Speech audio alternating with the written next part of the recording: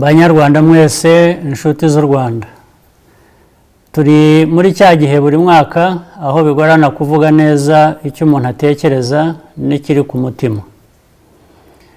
Dufatanije twese kwibuka ku nshuro ya 26 nk'uko dusanzwe tubigenza, kandi bizahoraho. Ndagira ngo mbanze nshimira Abanyarwanda aho bari hose mu gihugu, mu ngo zabo n'inshuti zacu bakurikira uyu muhango wo kwibuka. Ndashimira kandi uruhare rwanyu mu gukurikiza ingamba zidasanzwe ariko ngombwa zo kurwanya icyorezo cya coronavirus mu Rwanda no ku isi hose.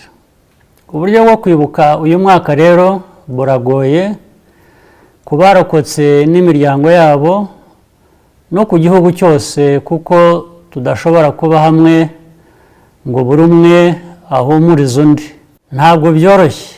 Abanyarwanda tumenyereye kuba turi hamwe mu bihe nk'ibi, tugafatanya, tugahuza imbaraga zacu twese. Ibi tubikora mu mihango ku rwego rw'igihugu no mu bindi bikorwa nk'urugendo rwo kwibuka n'ijoro ry'icyunamo n'ibiganiro aho dutuye.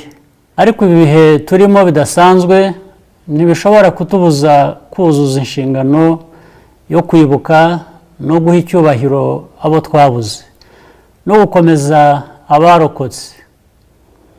Hahindutse uburyo bw'ibikorwa gusa.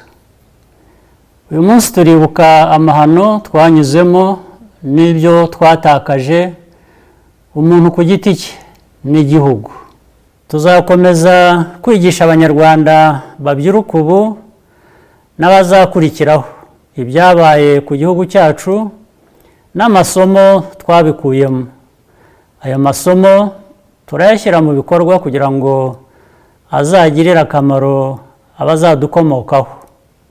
Ibi byose twize mu mateka yacu ni ibikomeza ubumwe bwacu, birimo agaciro k'ubuyobozi bwiza bwita ku mibereho y'abenegihugu.